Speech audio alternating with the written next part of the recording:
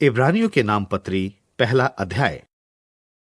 पूर्व युग में परमेश्वर ने बाप दादों से थोड़ा थोड़ा करके और भांति भांति से भविष्यद्वक्ताओं के द्वारा बातें करके इन दिनों के अंत में हमसे पुत्र के द्वारा बातें की, जिसे उसने सारी वस्तुओं का वारिस ठहराया और उसी के द्वारा उसने सारी सृष्टि रची है। वो उसकी महिमा का प्रकाश और उसके तत्व की छाप है और सब वस्तुओं को अपने सामर्थ्य के वचन से संभालता है। वो पापों को धोकर ऊंचे स्थानों पर महामहिम के दाहिने जा बैठा और स्वर्गदूतों से उतना ही उत्तम ठहरा जितना उसने उनसे बड़े पद का वारिस होकर उत्तम नाम पाया, क्योंकि स्वर्गदूतों में से उसने कब किसी से कहा कि तू मेरा पुत्र है, आज तू मुझसे उत्पन्न हुआ, और फिर ये कि मैं उसका पिता होऊंगा और वो मेरा पुत्र होगा। और जब पहलोट को जगत में फिर लाता है तो कहता है कि परमेश्वर के सब स्वर्गदूत उसे दंडवत करें। और स्वर्गदूतों के विषय में ये कहता है कि वो अपने दूतों को पवन और अपने सेवकों को धधकती आग बनाता है। परंतु पुत्र से कहता है कि हे परमेश्वर, तेरा सिंहासन युगानुयुग रहेगा, तेरे राज्य का राजदंड न्याय का राजदंड है। तूने धर्म से प्रेम और अधर्म से बैर रखा। इस कारण परमेश्वर तेरे परमेश्वर ने तेरे साथियों से बढ़कर हर्ष रूपी तेल से तुझे अभिषेक किया। और ये कि हे प्रभु, आदि में तूने पृथ्वी की नींव डाली और स्वर्ग तेरे हाथों की कारीगरी है। वे तो नाश हो जाएंगे, परंतु तू बना रहेगा, और वे सब वस्त्र की नाई पुराने हो जाएंगे, और तू उन्हें चादर की नाई लपेटेगा, और वे वस्त्र की नाई बदल जाएंगे, पर तू वही है और तेरे वर्षों का अंत न होगा। और स्वर्गदूतों में से उसने किससे कब कहा कि तू मेरे दाहिने बैठ, जब तक कि मैं तेरे बैरियों को तेरे पांव के नीचे की पीढ़ी न कर दूं। क्या वे सब सेवा टहल करने वाली आत्माएं नहीं जो उद्धार पाने वालों के लिए सेवा करने को भेजी जाती हैं?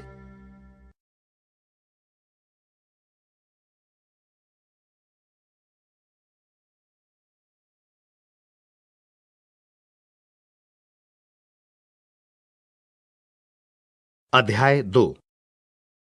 इस कारण चाहिए कि हम उन बातों पर जो हमने सुनी हैं और भी मन लगाएं, ऐसा न हो कि बहकर उनसे दूर चले जाएं, क्योंकि जो वचन स्वर्गदूतों के द्वारा कहा गया था, जब वो स्थिर रहा और हर एक अपराध और आज्ञा ना मानने का ठीक ठीक बदला मिला, तो हम लोग ऐसे बड़े उद्धार से निश्चिंत रहकर क्यों कर बच सकते हैं, जिसकी चर्चा पहले प्रभु के द्वारा हुई और सुनने वालों के द्वारा हमें निश्चय हुआ। और साथ ही परमेश्वर भी अपनी इच्छा के अनुसार चिन्हों और अद्भुत कामों और नाना प्रकार के सामर्थ के कामों और पवित्र आत्मा के वरदानों के बांटने के द्वारा इसकी गवाही देता रहा। उसने उस आने वाले जगत को, जिसकी चर्चा हम कर रहे हैं, स्वर्गदूतों के अधीन ना किया, वरन किसी ने कहीं ये गवाही दी है कि मनुष्य क्या है कि तू उसकी सुधि लेता है, या मनुष्य का पुत्र क्या है कि तू उस पर दृष्टि करता है। तूने उसे स्वर्ग दूतों से कुछ ही कम किया। तूने उस पर महिमा और आदर का मुकुट रखा और उसे अपने हाथों के कामों पर अधिकार दिया। तूने सब कुछ उसके पांवों के नीचे कर दिया इसलिए जबकि उसने सब कुछ उसके अधीन कर दिया, तो उसने कुछ भी न रख छोड़ा जो उसके अधीन न हो। पर हम अब तक सब कुछ उसके अधीन नहीं देखते, पर हम यीशु को, जो स्वर्गदूतों से कुछ ही कम किया गया था, मृत्यु का दुख उठाने के कारण महिमा और आदर का मुकुट पहने हुए देखते हैं, ताकि परमेश्वर के अनुग्रह से हर एक मनुष्य के लिए मृत्यु का स्वाद चखे। क्योंकि जिसके लिए सब कुछ है और जिसके द्वारा सब कुछ है, उसे यही अच्छा लगा कि जब वो बहुत से पुत्रों को महिमा में पहुंचाए, तो उनके उद्धार के कर्ता को दुख उठाने के द्वारा सिद्ध करे। क्योंकि पवित्र करने वाला और जो पवित्र किए जाते हैं सब एक ही मूल से हैं। इसी कारण वो उन्हें भाई कहने से नहीं लजाता, पर कहता है कि मैं तेरा नाम अपने भाइयों को सुनाऊंगा, सभा के बीच में मैं तेरा भजन गाऊंगा। फिर ये कि मैं उस पर भरोसा रखूंगा। और फिर ये कि देख, मैं उन लड़कों सहित जिन्हें परमेश्वर ने मुझे दिए।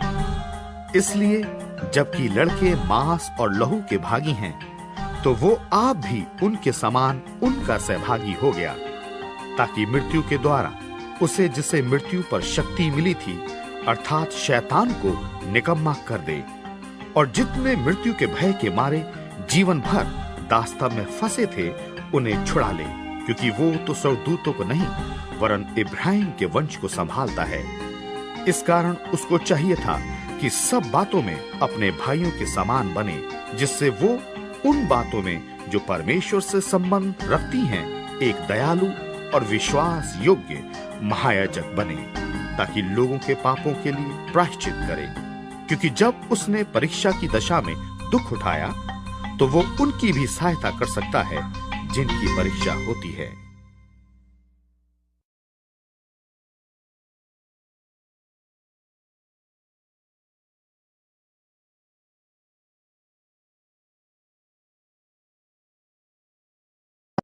अध्याय 3।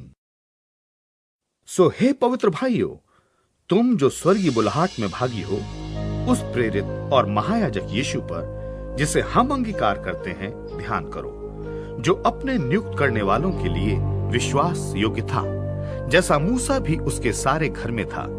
क्योंकि वो मूसा से इतना बढ़कर महिमा के योग्य समझा गया है, जितना कि घर का बनाने वाला घर से बढ़कर आदर रखता है। क्योंकि हर एक घर का कोई ना कोई बनाने वाला होता है, पर जिसने सब कुछ बनाया वो परमेश्वर है।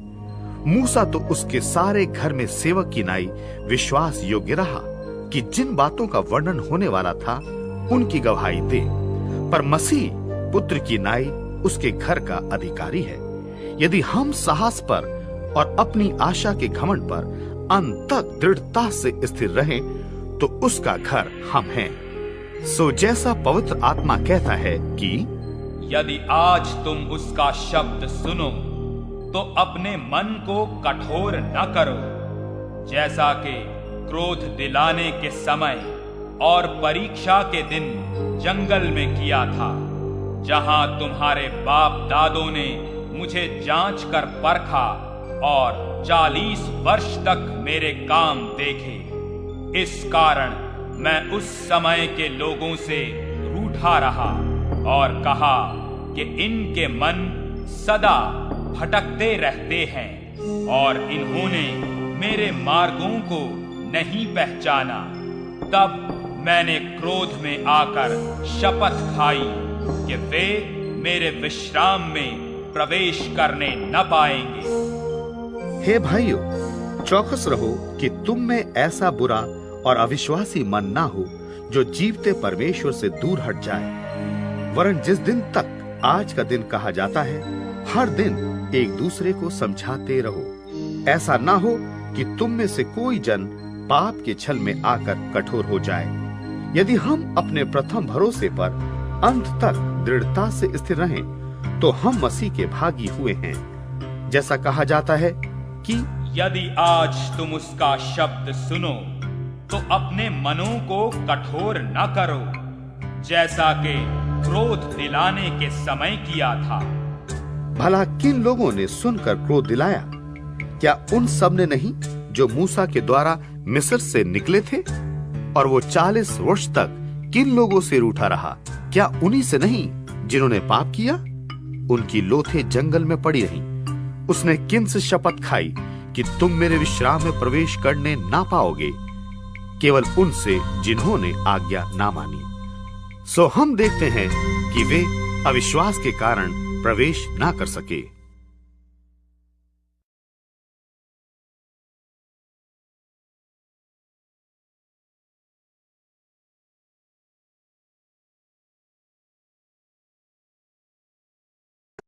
अध्याय 4। इसलिए जबकि उसके विश्राम में प्रवेश करने की प्रतिज्ञा अब तक है, तो हमें डरना चाहिए, ऐसा ना हो कि तुम में से कोई जन उससे रहित जान पड़े। क्योंकि हमें उन्हीं की नाई सुसमाचार सुनाया गया है, पर सुने हुए वचन से उन्हें कुछ लाभ ना हुआ, क्योंकि सुनाने वाले के मन में विश्वास के साथ नहीं बैठा। और हम जिन्होंने विश्वास किया है उस विश्राम में प्रवेश करते हैं, जैसा उसने कहा कि मैंने अपने क्रोध में शपथ खाई कि वे मेरे विश्राम में प्रवेश करने न पाएंगे। यद्यपि जगत की उत्पत्ति के समय से उसके काम हो चुके थे, क्योंकि 7वें दिन के विषय में उसने कहीं यूं कहा है कि परमेश्वर ने 7वें दिन अपने सब कामों को निपटा करके विश्राम किया। और इस जगह फिर ये कहता है कि वे मेरे विश्राम में प्रवेश न करने पाएंगे। तो जब वो बात बाकी है कि कितने और हैं जो उस विश्राम में प्रवेश करें, और जिन्हें उसका सुसमाचार पहले सुनाया गया, उन्होंने आज्ञा ना मानने के कारण उसमें प्रवेश ना किया, तो फिर वो किसी विशेष दिन को ठहराकर इतने दिन के बाद दाऊद की पुस्तक में उसे आज का दिन कहता है, जैसे पहले कहा गया कि यदि आज तुम उसका शब्द सुनो तो अपने मनों को कठोर न करो। यदि यहोशू उन्हें विश्राम में प्रवेश कर लेता तो उसके बाद दूसरे दिन की चर्चा ना होती। सो जान लो कि परमेश्वर के लोगों के लिए सबत का विश्राम बाकी है, क्योंकि जिसने उसके विश्राम में प्रवेश किया है उसने भी परमेश्वर की नाई अपने कामों को पूरा करके विश्राम किया है। सो हम उस विश्राम में प्रवेश करने का प्रयत्न करें, ऐसा ना हो कि कोई जन उनकी नाई आज्ञा ना मानकर गिर पड़े। क्योंकि परमेश्वर का वचन जीवित, प्रबल और हर एक दोधारी तलवार से भी बहुत चोखा है। वो जीव और आत्मा को और गांठ गांठ और गूदे गूदे को अलग करके वार पार छेदता है, और मन की भावनाओं और विचारों को जांचता है। सृष्टि की कोई वस्तु उससे छिपी नहीं है, वरन जिससे हमें काम है उसकी आंखों के सामने सब वस्तुएं खुली और बेपरद हैं। जब हमारा ऐसा बड़ा महायाजक है जो स्वर्गों से होकर गया है, अर्थात परमेश्वर का पुत्र यीशु, तो आओ हम अपने अंगीकार को दृढ़ता से थामे रहें। हमारा ऐसा महायाजक नहीं जो हमारी निर्बलताओं में हमारे साथ दुखी ना हो सके, वरन वो सब बातों में हमारी नाई परखा तो गया, तो भी निष्पाप निकला। इसलिए आओ हम अनुग्रह के सिंहासन के निकट हियाव बांध कर चले कि हम पर दया हो, और वो अनुग्रह पाएं जो आवश्यकता के समय हमारी सहायता करे।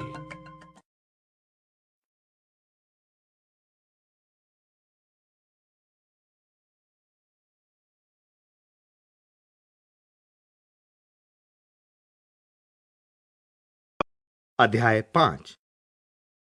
क्योंकि हर एक महायाजक मनुष्यों में से लिया जाता है, और मनुष्य ही के लिए उन बातों के विषय में जो परमेश्वर से संबंध रखती हैं ठहराया जाता है कि भेंट और पाप बलि चढ़ाया करे, और वो अज्ञानों और भूले भटकों के साथ नरमी से व्यवहार कर सकता है, इसलिए कि वो आप भी निर्बलता से घिरा है।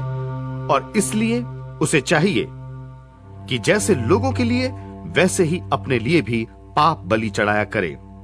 और ये आदर का पद कोई अपने आप से नहीं लेता, जब तक कि हारून की नाई परमेश्वर की ओर से ठहराया न जाए। वैसे ही मसीह ने भी महायाजक बनने की बढ़ाई अपने आप से नहीं ली, पर उसको उसी ने दी जिसने उसे कहा था कि तू मेरा पुत्र है, आज मैं ही ने तुझे जन्माया है।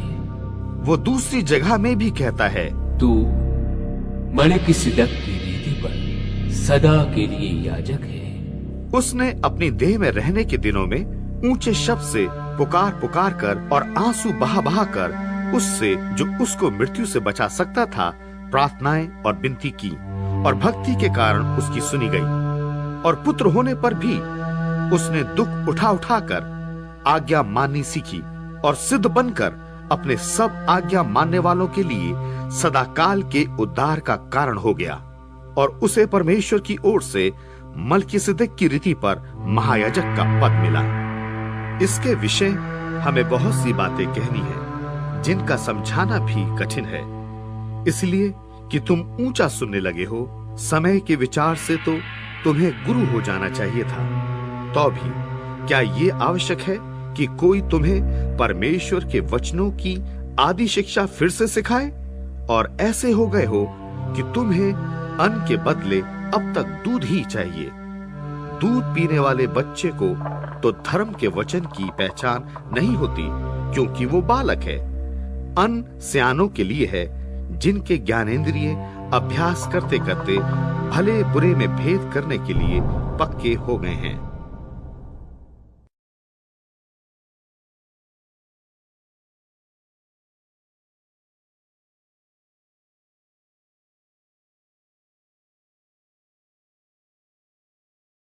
अध्याय 6। इसलिए आओ मसीह की शिक्षा की आरंभ की बातों को छोड़कर हम सिद्धता की ओर आगे बढ़ते जाएं, मरे हुए कामों से मन फिराने और परमेश्वर पर विश्वास करने और बपतिस्मों और हाथ रखने और मरे हुओं के जी उठने और अंतिम न्याय की शिक्षा रूपी नेव फिर से न डालें।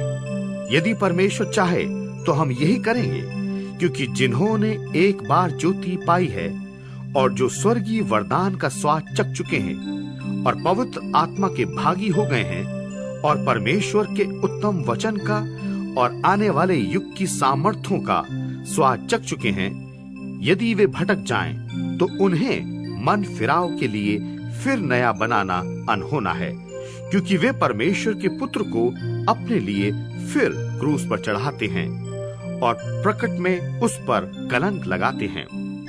क्योंकि जो भूमि वर्षा के पानी को जो उस पर बार बार पड़ता है पी पी कर जिन लोगों के लिए वो ज्योति बोई जाती है, उनके काम का साग पात उपजाती है, वो परमेश्वर से आशीष पाती है। पर यदि वो झाड़ी और ऊंट कटारे उगाती है तो निकम्मी और शापित होने पर है और उसका अंत जलाया जाना है। पर हे प्रियो, यद्यपि हम ये बातें कहते हैं तो भी तुम्हारे विषय में हम इससे अच्छी और उद्धार वाली बातों का भरोसा करते हैं, क्योंकि परमेश्वर अन्यायी नहीं कि तुम्हारे काम और उस प्रेम को भूल जाए जो तुमने उसके नाम के लिए इस रीति से दिखाया कि पवित्र लोगों की सेवा की और कर भी रहे हो। पर हम बहुत चाहते हैं कि तुम में से हर एक जन अंत तक पूरी आशा के लिए ऐसा ही प्रयत्न करता रहे, ताकि तुम आलसी ना हो जाओ, वरन उनका अनुकरण करो जो विश्वास और धीरज के द्वारा प्रतिज्ञाओं के वारिस होते हैं। और परमेश्वर ने इब्राहिम को प्रतिज्ञा देते समय जबकि शपथ खाने के लिए किसी को अपने से बड़ा ना पाया, तो अपनी ही शपथ खाकर कहा कि मैं सचमुच तुझे बहुत आशीष दूंगा और तेरी संतान को बढ़ाता जाऊंगा। इस रीति से उसने धीरज धरकर प्रतिज्ञा की हुई बात प्राप्त की। मनुष्य तो अपने से किसी बड़े की शपथ खाया करते हैं और उनके हर एक विवाद का फैसला शपथ से पक्का होता है। इसलिए जब परमेश्वर ने प्रतिज्ञा के वारिसों पर और भी साफ रीति से प्रकट करना चाहा कि उसकी मनसा बदल नहीं सकती, तो शपथ को बीच में लाया, ताकि दो बेबदल बातों के द्वारा जिनके विषय में परमेश्वर का झूठा ठहरना अनहोना है, हमारा दृढ़ता से ढाढ़स बन जाए, जो शरण लेने को इसलिए दौड़े हैं कि उस आशा को जो सामने रखी हुई है प्राप्त करें। वो आशा हमारे प्राण के लिए ऐसा लंगर है जो स्थिर और दृढ़ है और पर्दे के भीतर तक पहुंचता है, जहां यीशु मल्कीसिदक की रीति पर सदा काल का महायाजक बनकर हमारे लिए अगुवे की रीति पर प्रवेश हुआ है।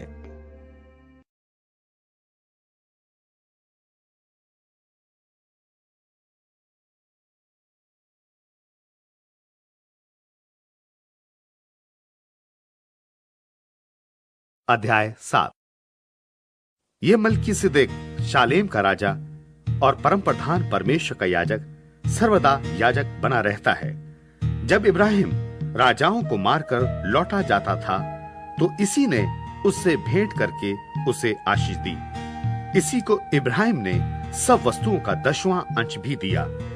ये पहले अपने नाम के अर्थ के अनुसार धर्म का राजा और फिर शालेम अर्थात शांति का राजा है, जिसका ना पिता ना माता ना वंशावली है, जिसके ना दिनों का आदि है और ना जीवन का अंत है, परंतु परमेश्वर के पुत्र के स्वरूप ठहरा। अब इस पर ध्यान करो कि ये कैसा महान था जिसको कुलपति इब्राहिम ने अच्छे से अच्छे माल की लूट का 10वां अंश दिया।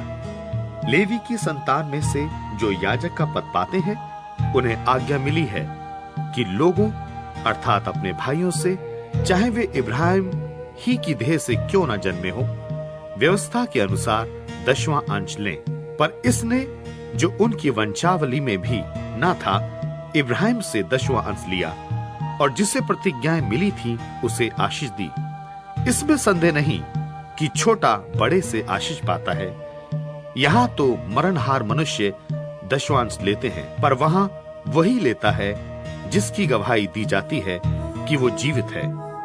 तो हम ये भी कह सकते हैं कि लेवी ने भी जो 10वां अंश लेता है, इब्राहिम के द्वारा 10वां अंश दिया, क्योंकि जिस समय मल्कीसिदक ने उसके पिता से भेंट की, उस समय ये अपने पिता की देह में था। तब यदि लेवीय याजक पद के द्वारा सिद्धता मिल सकती है, जिसके सहारे से लोगों को व्यवस्था मिली थी, तो फिर क्या आवश्यकता थी कि दूसरा याजक मल्कीसिदक की रीति पर खड़ा हो और हारून की रीति का ना कहलाए? क्योंकि जब याजक का पद बदला जाता है तो व्यवस्था का भी बदलना अवश्य है, क्योंकि जिसके विषय में ये बातें कही जाती हैं कि वह दूसरे गोत्र का है, जिसमें से किसी ने वेदी की सेवा नहीं की, तो प्रकट है कि हमारा प्रभु यहूदा के गोत्र में से उदय हुआ है, और इस गोत्र के विषय में मूसा के याजक पद की कुछ चर्चा नहीं की। और जब मल्कीसिदक के समान एक और ऐसा याजक उत्पन्न होने वाला था, जो शारीरिक आज्ञा की व्यवस्था के अनुसार नहीं पर अविनाशी जीवन की सामर्थ्य के अनुसार नियुक्त हो, तो हमारा दावा और भी स्पष्टता से प्रकट हो गया कि तू मल्कीसिदक की रीति पर युगानुयुग याजक है। निदान पहली आज्ञा निर्बल और निष्फल होने के कारण लोप हो गई, इसलिए कि व्यवस्था ने किसी बात की सिद्धि नहीं की, और उसके स्थान पर एक ऐसी उत्तम आशा रखी गई है जिसके द्वारा हम परमेश्वर के समीप जा सकते हैं। कारण के मसीह की नियुक्ति बिना शपथ नहीं हुई, क्योंकि वे तो बिना शपथ याजक ठहराए गए, पर ये शपथ के साथ उसकी ओर से नियुक्त किया गया, जिसने उसके विषय में कहा कि प्रभु ने शपथ खाई और वो उससे फिर न पछताएगा कि तू युगानुयुग याजक है। सो यीशु एक उत्तम वाचा का जामिन ठहरा। वे तो बहुत से याजक बनते आए। इसका कारण यह था कि मृत्यु उन्हें रहने नहीं देती थी, पर यह युगानुयुग रहता है। इस कारण उसका याजक पद अटल है। इसीलिए जो उसके द्वारा परमेश्वर के पास आते हैं, वो उनका पूरा पूरा उद्धार कर सकता है, क्योंकि वो उनके लिए विनती करने को सर्वदा जीवित है। सो ऐसा ही महायाजक हमारे योग्य था, जो पवित्र और निष्कपट और निर्मल, पापियों से अलग और स्वर्ग से भी ऊंचा किया हुआ हो। उन महायाजकों की नाई उसे आवश्यक नहीं कि प्रतिदिन पहले अपने पापों और फिर लोगों के पापों के लिए बलिदान चढ़ाए, क्योंकि उसने अपने पाप को बलिदान चढ़ाकर उसे एक ही बार निपटा दिया। व्यवस्था तो निर्बल मनुष्य को महायाजक नियुक्त करती है, परंतु उस शपथ का वचन जो व्यवस्था के बाद खाई गई उस पुत्र को नियुक्त करता है जो युगान युग के लिए सिद्ध किया गया है।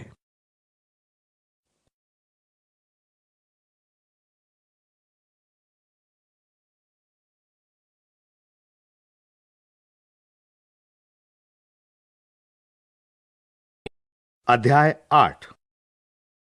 अब जो बातें हम कह रहे हैं उनमें से सबसे बड़ी बात यह है कि हमारा ऐसा महायाजक है जो स्वर्ग पर महामहिम के सिंहासन के दाहिने जा बैठा है। वो पवित्र स्थान और उस सच्चे तंबू का सेवक हुआ जिसे किसी मनुष्य ने नहीं वरन प्रभु ने खड़ा किया था। हर एक महायाजक भेंट और बलिदान चढ़ाने के लिए ठहराया जाता है। इस कारण अवश्य है कि इसके पास भी कुछ चढ़ाने के लिए हो। यदि वो पृथ्वी पर होता तो कभी याजक ना होता, इसलिए कि व्यवस्था के अनुसार भेंट चढ़ाने वाले तो हैं जो स्वर्ग में की वस्तुओं के प्रतिरूप और प्रतिबिंब की सेवा करते हैं। जैसे जब मूसा तंबू बनाने पर था तो उसे ये चेतावनी मिली, देख, जो नमूना तुझे पहाड़ पर दिखाया गया था उसके अनुसार सब कुछ बनाना। पर उसको उनकी सेवकाई से बढ़कर मिली, क्योंकि वो और भी उत्तम वाचा का मध्यस्थ ठहरा, जो और उत्तम प्रतिज्ञाओं के सहारे बांधी गई है। क्योंकि यदि वो पहली वाचा निर्दोष होती तो दूसरी के लिए अवसर ना ढूंढा जाता, पर वो उन पर दोष लगाकर कहता है कि प्रभु कहता है, देखो, वे दिन आते हैं कि मैं इस्राएल के घराने के साथ और यहूदा के घराने के साथ नई वाचा बांधूंगा। ये उस वाचा के समान न होगी जो मैंने उनके बाप दादों के साथ उस समय बांधी थी जब मैं उनका हाथ पकड़कर उन्हें मिस्र देश से निकाल लाया, क्योंकि वे मेरी वाचा पर स्थिर न रहे और मैंने उनकी सुधि न ली। प्रभु यही कहता है। फिर प्रभु कहता है कि जो वाचा मैं उन दिनों के बाद इस्राएल के घराने के साथ बांधूंगा वो ये है कि मैं अपनी व्यवस्था को उनके मनों में डालूंगा और उसे उनके हृदय पर लिखूंगा और मैं उनका परमेश्वर ठहरूंगा और वे मेरे लोग ठहरेंगे। हर एक अपने देश वाले को और अपने भाई को ये शिक्षा न देगा कि तू प्रभु को पहचान, क्योंकि छोटे से बड़े तक सब मुझे जान लेंगे, क्योंकि मैं उनके अधर्म के विषय में दयावंत होऊंगा और उनके पापों को फिर स्मरण न करूंगा। नई वाचा के स्थापन से उसने प्रथम वाचा को पुरानी ठहराया, और जो वस्तु पुरानी और जीर्ण हो जाती है उसका मिट जाना अनिवार्य है।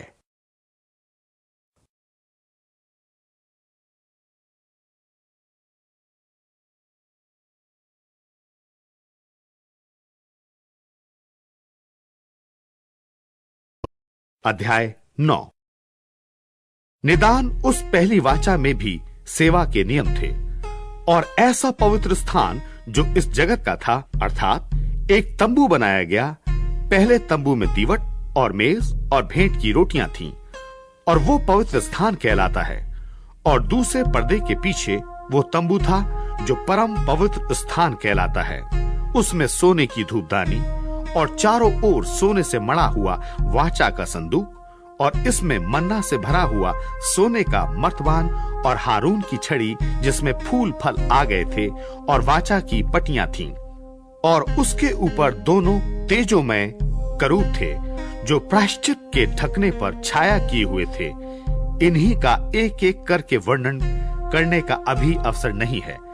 जब ये वस्तुएं इस रीति से तैयार हो चुकी तब पहले तंबू में तो याजक हर समय प्रवेश करके सेवा के काम निभाते हैं, पर दूसरे में केवल महायाजक वर्ष भर में एक ही बार जाता है और बिना लहू लिए नहीं जाता, जिसे वो अपने लिए और लोगों की भूल चूक के लिए चढ़ावा चढ़ाता है।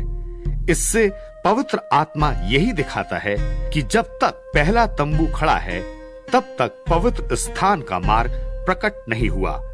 ये तंबू तो वर्तमान समय के लिए एक दृष्टांत है, जिसमें ऐसी भेंट और बलिदान चढ़ाए जाते हैं जिनसे आराधना करने वालों के विवेक सिद्ध नहीं हो सकते। वे केवल खाने पीने की वस्तुओं और भांति भांति के स्नान विधि के आधार पर शारीरिक नियम हैं, जो सुधार के समय तक के लिए नियुक्त किए गए हैं। जब मसीह आने वाली अच्छी अच्छी वस्तुओं का महायाजक होकर आया, तो उसने और भी बड़े और सिद्ध तंबू से होकर, जो हाथ का बनाया हुआ नहीं अर्थात इस सृष्टि का नहीं, उसने बकरों और बछड़ों के लहू के द्वारा नहीं, पर अपने ही लहू के द्वारा एक ही बार पवित्र स्थान में प्रवेश किया और अनंत छुटकारा प्राप्त किया। क्योंकि जब बकरों और बैलों का लहू और कलोर की राख अपवित्र लोगों पर छिड़के जाने से शरीर की शुद्धता के लिए पवित्र करती है, तो मसीह का लहू, जिसने अपने आप को सनातन आत्मा के द्वारा परमेश्वर के सामने निर्दोष चढ़ाया, तुम्हारे विवेक को मरे हुए कामों से क्यों ना शुद्ध करेगा, ताकि तुम जीवते परमेश्वर की सेवा करो।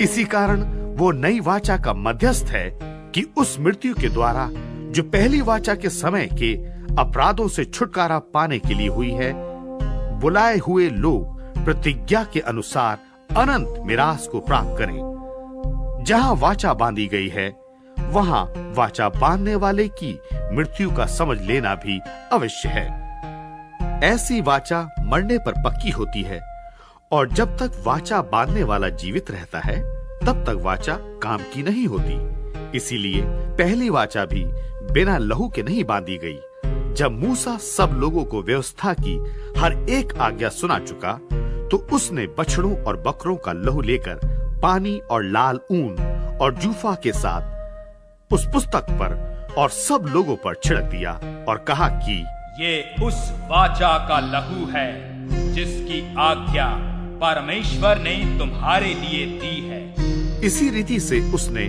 तंबू और सेवा के सारे सामान पर लहू छिड़का। व्यवस्था के अनुसार प्राय सब वस्तुएं लहू के द्वारा शुद्ध की जाती हैं, और बिना लहू बहाए क्षमा नहीं होती। इसलिए अवश्य है कि स्वर्ग में की वस्तुओं के प्रतिरूप इनके द्वारा शुद्ध किए जाएं, पर स्वर्ग में की वस्तुएं आप इनसे उत्तम बलिदानों के द्वारा, क्योंकि मसीह ने उस हाथ के बनाए हुए पवित्र स्थान में, जो सच्चे पवित्र स्थान का नमूना है, प्रवेश नहीं किया, पर स्वर्ग ही में प्रवेश किया, ताकि हमारे लिए अब परमेश्वर के सामने दिखाई दे। ये नहीं कि वो अपने आप को बार बार चढ़ाए, जैसा कि महायाजक प्रतिवर्ष दूसरे का लहू लिए पवित्र स्थान में प्रवेश किया करता है।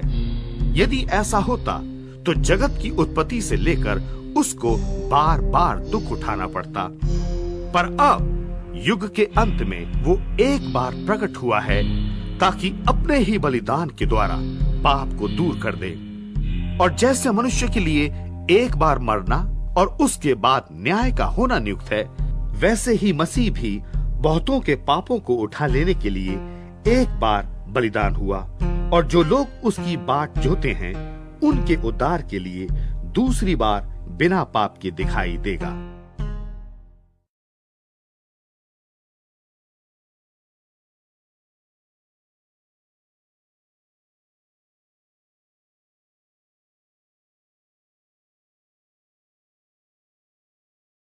अध्याय 10। क्योंकि व्यवस्था जिसमें आने वाली अच्छी वस्तुओं का प्रतिबिंब है, पर उनका असली स्वरूप नहीं, इसलिए उन एक ही प्रकार के बलिदानों के द्वारा जो प्रतिवर्ष अचूक चढ़ाए जाते हैं, पास आने वालों को कदापि सिद्ध नहीं कर सकती। नहीं तो उनका चढ़ाना बंद क्यों ना हो जाता। इसलिए कि जब सेवा करने वाले एक ही बार शुद्ध हो जाते, तो फिर उनका विवेक उन्हें पापी न ठहराता, परंतु उनके द्वारा प्रतिवर्ष पापों का स्मरण हुआ करता है, क्योंकि अनहोना है कि बैलों और बकरों का लहू पापों को दूर करे। इसी कारण वो जगत में आते समय कहता है कि बलिदान और भेंट तूने न चाही, पर मेरे लिए एक देह तैयार की। होम बलियों और पाप बलियों से तू प्रसन्न नहीं हुआ। तब मैंने कहा, देख, मैं आ गया हूं।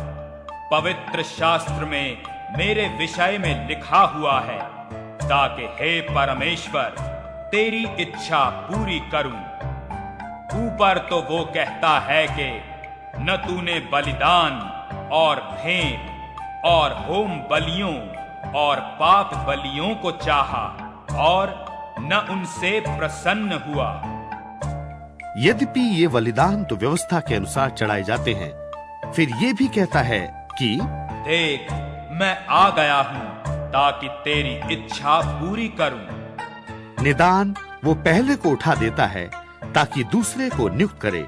उसी इच्छा से हम यीशु मसीह की देह के एक ही बार बलिदान चढ़ाए जाने के द्वारा पवित्र किए गए हैं, और हर एक याजक तो खड़े होकर प्रतिदिन सेवा करता है और एक ही प्रकार के बलिदान को, जो पापों को कभी भी दूर नहीं कर सकते, बार बार चढ़ाता है। पर यह व्यक्ति तो पापों के बदले एक ही बलिदान सर्वदा के लिए चढ़ाकर परमेश्वर के दाहिने जा बैठा, और उसी समय से इसकी बाट जो रहा है कि उसके बैरी उसके पांव के नीचे की पीढ़ी बने, क्योंकि उसने एक ही चढ़ावे के द्वारा उन्हें जो पवित्र किए जाते हैं सर्वदा के लिए सिद्ध कर दिया है। और पवित्र आत्मा भी हमें यही गवाही देता है, क्योंकि उसने पहले कहा था कि प्रभु कहता है कि जो वाचा मैं उन दिनों के बाद उनसे बांधूंगा वो ये है कि मैं अपनी व्यवस्थाओं को उनके हृदय पर लिखूंगा और मैं उनके विवेक में डालूंगा।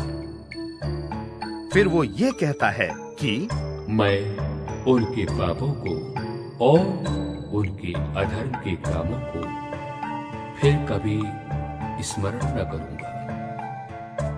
और जब इनकी क्षमा हो गई है तो फिर पाप का बलिदान नहीं रहा। सो हे भाइयों, जबकि हमें यीशु के लहू के द्वारा उस नए और जीवते मार्ग से पवित्र स्थान में प्रवेश करने का हियाब हो गया है, जो उसने पर्दे अर्थात अपने शरीर में से होकर हमारे लिए अभिषेक किया है, और इसलिए कि हमारा ऐसा महान याजक है जो परमेश्वर के घर का अधिकारी है। तो आओ हम सच्चे मन और पूरे विश्वास के साथ और विवेक का दोष दूर करने के लिए हृदय पर छिड़काव लेकर और देह को शुद्ध जल से धुलवाकर परमेश्वर के समीप जाएं और अपनी आशा के अंगीकार को दृढ़ता से थामे रहें, क्योंकि जिसने प्रतिज्ञा की है वो सच्चा है, और प्रेम और भले कामों में उसकाने के लिए एक दूसरे की चिंता किया करें। एक दूसरे के साथ इकट्ठा होना ना छोड़ें, जैसे कि कितनों की रीति है, पर एक दूसरे को समझाते रहें, और ज्यों-ज्यों उस दिन को निकट आते देखो त्यों-त्यों और भी अधिक ये किया करो। क्योंकि सच्चाई की पहचान प्राप्त करने के बाद यदि हम जानबूझकर पाप करते रहें, तो पापों के लिए फिर कोई बलिदान बाकी नहीं। हाँ, दंड का एक भयानक बाढ़ जोना और आग का ज्वलन बाकी है, जो विरोधियों को भस्म कर देगा। जबकि मूसा की व्यवस्था का ना मानने वाला 2 या 3 जनों की गवाही पर बिना दया के मार डाला जाता है, तो सोच लो कि वो कितने और भी भारी दंड के योग्य ठहरेगा, जिसने परमेश्वर के पुत्र को पांव से रौंदा और वाचा के लहू को, जिसके द्वारा वो पवित्र ठहराया गया था, अपवित्र जाना है, और अनुग्रह के आत्मा का अपमान किया। क्योंकि हम उसे जानते हैं जिसने कहा कि पलटा लेना मेरा काम है, मैं ही बदला लूंगा। और फिर ये कि प्रभु अपने लोगों का न्याय करेगा। जीवते परमेश्वर के हाथों में पड़ना भयानक बात है। उन पहले दिनों को स्मरण करो जिनमें तुम ज्योति पाकर दुखों के बड़े झमेले में स्थिर रहे। कुछ तो यूं कि तुम निंदा और कलेश सहते हुए तमाशा बने, और कुछ यूं कि तुम उनके साजी हुए जिनकी दुर्दशा की जाती थी। तुम कैदियों के दुख में भी दुखी हुए, और ये जानकर कि तुम्हारे पास एक और भी उत्तम और सर्वदा ठहरने वाली संपत्ति है, अपनी संपत्ति भी आनंद से लुटने दी। सो अपना हियाव न छोड़ो, क्योंकि उसका प्रतिफल बड़ा है। तुम्हें धीरज धरना अवश्य है, ताकि परमेश्वर की इच्छा को पूरी करके तुम प्रतिज्ञा का फल पाओ। अब बहुत ही थोड़ा समय रह गया है, जबकि आने वाला आएगा और देर न करेगा। मेरा धर्मी जन विश्वास से जीवित रहेगा, और यदि वो पीछे हट जाए तो मेरा मन उससे प्रसन्न न होगा। पर हम हटने वाले नहीं कि नाश हो जाएं, पर विश्वास करने वाले हैं कि प्राणों को बचाएं।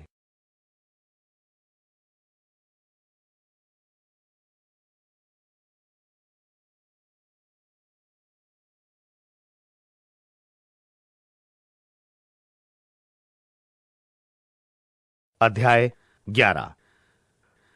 अब विश्वास आशा की हुई वस्तुओं का निश्चय और अनदेखी वस्तुओं का प्रमाण है, क्योंकि इसी के विषय में प्राचीनों की अच्छी गवाही दी गई। विश्वास ही से हम जान जाते हैं कि सारी सृष्टि की रचना परमेश्वर के वचन के द्वारा हुई है। ये नहीं कि जो कुछ देखने में आता है वो देखी हुई वस्तुओं से बना हो। विश्वास ही से हाबिल ने कैन से उत्तम बलिदान परमेश्वर के लिए चढ़ाया, और उसी के द्वारा उसके धर्मी होने की गवाही भी दी गई, क्योंकि परमेश्वर ने उसकी भेंटों के विषय में गवाही दी, और उसी के द्वारा वो मरने पर भी अब तक बातें करता है। विश्वास ही से हनोक उठा लिया गया कि मृत्यु को ना देखे, और उसका पता नहीं मिला, क्योंकि परमेश्वर ने उसे उठा लिया था। उसके उठाए जाने से पहले उसकी ये गवाही दी गई थी कि उसने परमेश्वर को प्रसन्न किया है। विश्वास बिना उसे प्रसन्न करना अनहोना है, क्योंकि परमेश्वर के पास आने वाले को विश्वास करना चाहिए कि वो है और अपने खोजने वालों को प्रतिफल देता है। विश्वास ही से नूह ने उन बातों के विषय में जो उस समय दिखाई ना पड़ती थी, चेतावनी पाकर भक्ति के साथ अपने घराने के बचाव के लिए जहाज बनाया, और उसके द्वारा उसने संसार को दोषी ठहराया और उस धर्म का वारिस हुआ जो विश्वास से होता है। विश्वास ही से इब्राहिम जब बुलाया गया तो आज्ञा मानकर ऐसी जगह निकल गया जिसे मिरास में लेने वाला था, और ये ना जानता था कि मैं किधर जाता हूं, तो भी निकल गया। विश्वास ही से उसने प्रतिज्ञा किए हुए देश में, जैसा पराये देश में परदेसी रहकर इसहाक और याकूब समेत जो उसके साथ उसी प्रतिज्ञा के वारिस थे, तंबुओं में वास किया, क्योंकि वो उस स्थिर नेव वाले नगर की बाट जोता था जिसका रचने वाला और बनाने वाला परमेश्वर है। विश्वास से सारा ने आप बूढ़ी होने पर भी गर्भ धारण करने की सामर्थ पाई, क्योंकि उसने प्रतिज्ञा करने वाले को सच्चा जाना था। इस कारण एक ही जन से जो मरा हुआ सा था, आकाश के तारों और समुद्र के तीर के बालू की नाई अनगिनत वंश उत्पन्न हुआ। ये सब विश्वास ही की दशा में मरे, और उन्होंने प्रतिज्ञा की हुई वस्तुएं नहीं पाई, पर उन्हें दूर से देखकर आनंदित हुए और मान लिया कि हम पृथ्वी पर परदेसी और बाहरी हैं। जो ऐसी ऐसी बातें कहते हैं वे प्रकट करते हैं कि स्वदेश की खोज में हैं। जिस देश से वे निकल आए थे, यदि उसकी सुधि करते तो उन्हें लौट जाने का अवसर था, पर वे एक उत्तम अर्थात स्वर्गीय देश के अभिलाषी हैं। इसीलिए परमेश्वर उनका परमेश्वर कहलाने में उनसे नहीं लजाता, सो उसने उनके लिए एक नगर तैयार किया है। विश्वास ही से इब्राहिम ने परखे जाने के समय इसहाक को बलिदान चढ़ाया, जिसने प्रतिज्ञाओं को सच माना था। और जिससे ये कहा गया था कि इसहाक से तेरा वंश कहलाएगा, और वो अपने इकलौते को चढ़ाने लगा। उसने विचार किया कि परमेश्वर सामर्थी है कि मरे हुए में से जिलाए, सो उन्हीं में से दृष्टांत की रीति पर वो उसे फिर मिला। विश्वास ही से इसहाक ने याकूब और एसाव को आने वाली बातों के विषय में आशीष दी। विश्वास ही से याकूब ने मरते समय यूसुफ के दोनों पुत्रों में से प्रत्येक को आशीष दी और अपनी लाठी के सिरे पर सहारा लेकर दंडवत किया। विश्वास ही से यूसुफ ने जब वो मरने पर था तो इस्राएल की संतान के निकल जाने की चर्चा की और अपनी हड्डियों के विषय में आज्ञा दी। विश्वास ही से मूसा के माता पिता ने उसको उत्पन्न होने के बाद 3 महीने तक छिपा रखा, क्योंकि उन्होंने देखा कि बालक सुंदर है और वे राजा की आज्ञा से ना डरे। विश्वास ही से मूसा ने सियाना होकर फिरौन की बेटी का पुत्र कहलाने से इनकार किया, इसलिए कि उसे पाप में थोड़े दिन के सुख भोगने से परमेश्वर के लोगों के साथ दुख भोगना और उत्तम लगा, और मसीह के कारण निंदित होने को मिस्र के भंडार से बड़ा धन समझा, क्योंकि उसकी आंखें फल पाने की ओर लगी थीं। विश्वास ही से राजा के क्रोध से ना डरकर उसने मिस्र को छोड़ दिया, क्योंकि वो अनदेखे को मानो देखता हुआ दृढ़ रहा। विश्वास ही से उसने फसह और लहू छिड़कने की विधि मानी कि पहलौठों का नाश करने वाला इस्राएलियों पर हाथ ना डाले। विश्वास ही से वे लाल समुद्र के पार ऐसे उतर गए जैसे सूखी भूमि पर से, और जब मिस्रियों ने वैसा ही करना चाहा तो सब डूब मरे। विश्वास ही से यरीहो की शहरपना जब 7 दिन तक उसका चक्कर लगा चुके तो गिर पड़ी। विश्वास ही से राहाब वेश्या आज्ञा ना मानने वालों के साथ नाश ना हुई, इसलिए कि उसने भेदियों को कुशल से रखा था। अब और क्या कहूं, क्योंकि समय नहीं रहा कि गिदोन का, बाराक और समसून का, यिफ्ती का, दाऊद और शामुएल का और भविष्यद्वक्ताओं का वर्णन करूं।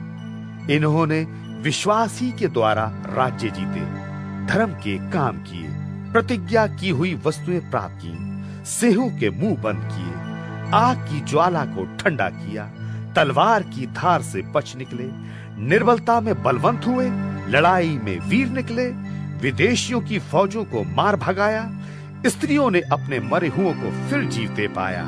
कितने तो मार खाते खाते मर गए और छुटकारा ना चाहा, इसलिए कि उत्तम पुनरुत्थान के भागी हों।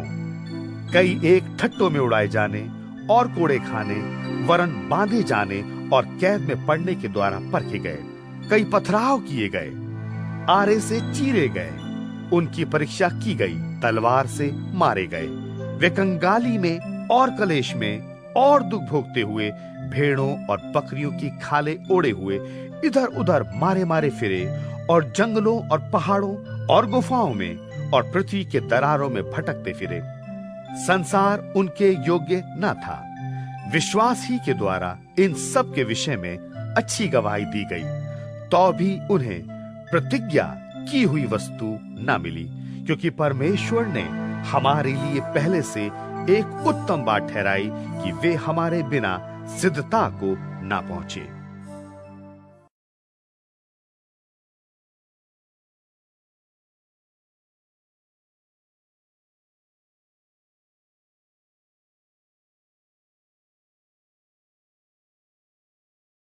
अध्याय 12।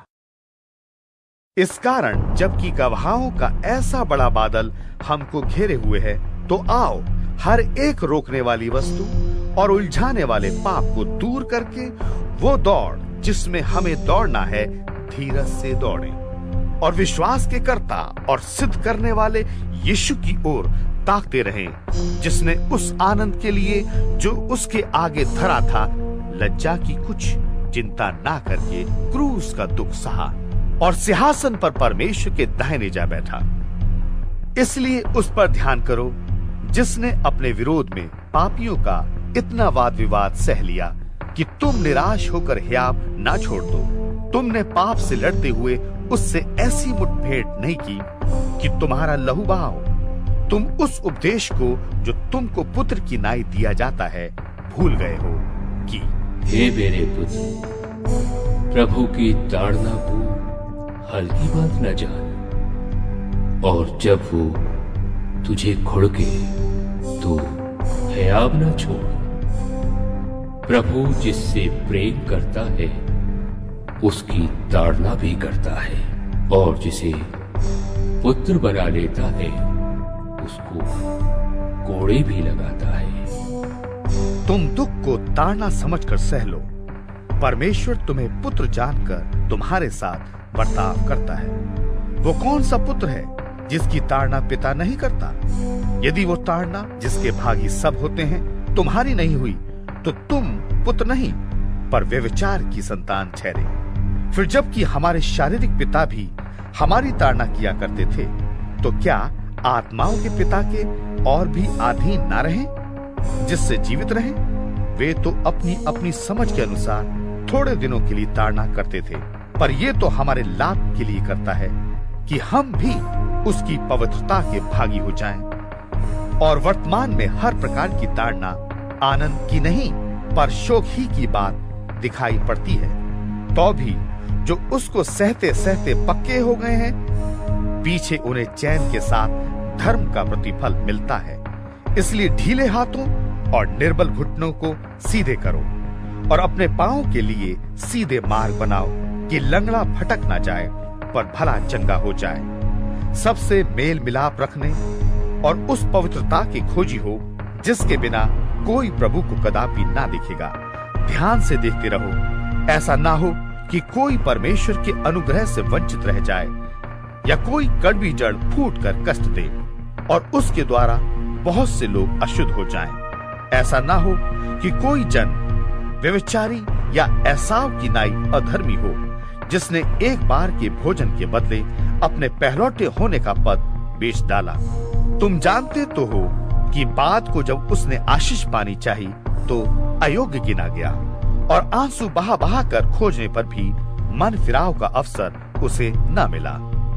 तुम तो उस पहाड़ के पास जो छुआ जा सकता था और आग से प्रज्वलित था और काली घटा और अंधेरा और आंधी के पास और तुरही की ध्वनि और बोलने वालों के ऐसे शब्द के पास नहीं आए, जिसके सुनने वालों ने विनती की कि अब हमसे और बातें न की जाएं, क्योंकि वे उस आज्ञा को ना सह सके कि यदि कोई पशु भी पहाड़ को छुए तो पत्थरवाह किया जाए।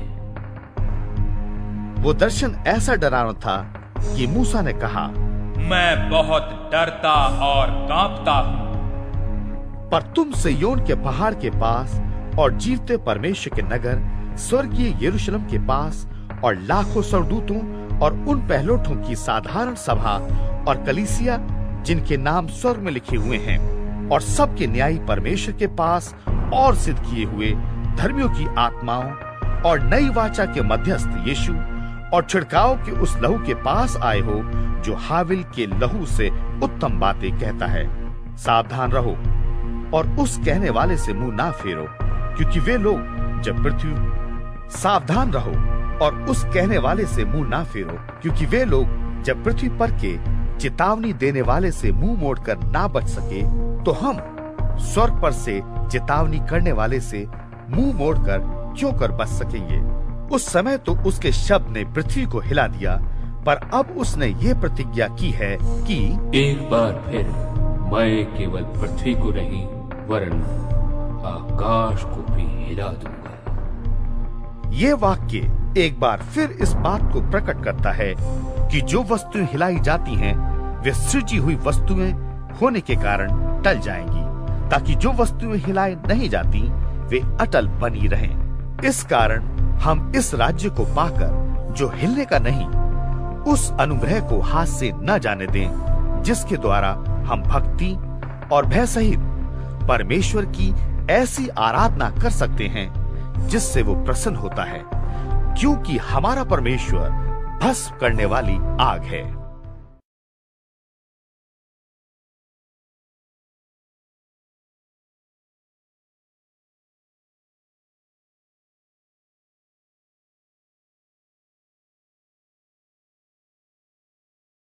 अध्याय 13। भाईचारे की प्रति बनी रहे। पहनुआई करना ना भूलना, क्योंकि इसके द्वारा कितनों ने अनजाने स्वर्गदूतों की पहनुआई की है। कैदियों की ऐसी सुधि लो कि मानो उनके साथ तुम भी कैद हो। जिनके साथ बुरा बर्ताव किया जाता है उनकी भी ये समझकर सुधि लिया करो कि हमारी भी देह है। विवाह सब में आदर की बात समझी जाए और बिछौना निष्कलंक रहे, क्योंकि परमेश्वर व्यभिचारियों और पर स्त्रीगामियों का न्याय करेगा। तुम्हारा स्वभाव लोभ रहित हो, जो तुम्हारे पास है उसी पर संतोष करो, क्योंकि उसने आप ही कहा है, मैं तुझे कभी न छोड़ूंगा और न कभी तुझे त्यागूंगा। इसलिए हम बेधड़क होकर कहते हैं कि प्रभु मेरा सहायक है, मैं न डरूंगा। मनुष्य मेरा क्या कर सकता है? जो तुम्हारे अगुए थे और जिन्होंने तुम्हें परमेश्वर का वचन सुनाया, उन्हें स्मरण रखो और ध्यान से उनके चाल चलन का अंत देखकर उनके विश्वास का अनुकरण करो। यीशु मसीह कल और आज और युगान युग एक सा है। नाना प्रकार के और ऊपरी उपदेशों से ना भरमाए जाओ, क्योंकि मन का अनुग्रह से दृढ़ रहना भला है, ना कि उन खाने की वस्तुओं से जिनसे काम रखने वालों को कुछ लाभ ना हुआ। हमारी एक ऐसी वेदी है जिस पर से खाने का अधिकार उन लोगों को नहीं जो तंबू की सेवा करते हैं, क्योंकि जिन पशुओं का लहू महायाजक पाप बलि के लिए पवित्र स्थान में ले जाता है, उनकी देह छावनी के बाहर जलाई जाती है। इसी कारण यीशु ने भी लोगों को अपने ही लहू के द्वारा पवित्र करने के लिए फाटक के बाहर दुख उठाया। सो आओ उसकी निंदा अपने ऊपर लिए हुए छावनी के बाहर उसके पास निकल चलें, क्योंकि यहाँ हमारा कोई स्थिर रहने वाला नगर नहीं, वरन हम एक आने वाले नगर की खोज में हैं। इसलिए हम उसके द्वारा स्तुति रूपी बलिदान अर्थात उन होठों का फल जो उसके नाम का अंगीकार करते हैं, परमेश्वर के लिए सर्वदा चढ़ाया करें। भलाई करना और उदारता ना भूलो, क्योंकि परमेश्वर ऐसे बलिदानों से प्रसन्न होता है। अपने अगुओं की मानो और उनके अधीन रहो, क्योंकि वे उनकी नाई तुम्हारे प्राणों के लिए जागते रहते, जिन्हें लेखा देना पड़ेगा कि वे ये काम आनंद से करें, ना कि ठंडी सांस ले लेकर, क्योंकि इस दशा में तुम्हें कुछ लाभ नहीं। हमारे लिए प्रार्थना करते रहो, क्योंकि हमें भरोसा है कि हमारा विवेक शुद्ध है और हम सब बातों में अच्छी चाल चलना चाहते हैं। और इसके करने के लिए मैं तुम्हें और भी समझाता हूं कि मैं शीघ्र तुम्हारे पास फिर आ सकूं। अब शांतिदाता परमेश्वर, जो हमारे प्रभु यीशु को, जो भेड़ों का महान रखवाला है, सनातन वाचा के लोहू के गुण से मरे हुओं में से जिलाकर ले आया, तुम्हें हर एक भली बात में सिद्ध करे, जिससे तुम उसकी इच्छा पूरी करो, और जो कुछ उसको भाता है उसे यीशु मसीह के द्वारा हम में उत्पन्न करे, जिसकी बड़ाई युगानुयुग होती रहे। आमीन। हे भाइयों, मैं तुमसे विनती करता हूं कि इन उपदेशों की बातों को सह लो, क्योंकि मैंने तुम्हें बहुत संक्षेप में लिखा है। तुम ये जान लो कि तिमुथियुस हमारा भाई छूट गया है, और यदि वो शीघ्र आ गया तो मैं उसके साथ तुमसे भेंट करूंगा। अपने सब अगुओं और सब पवित्र लोगों को नमस्कार कहो। इतालिया वाले तुम्हें नमस्कार कहते हैं। तुम सब पर अनुग्रह होता रहे। आमीन।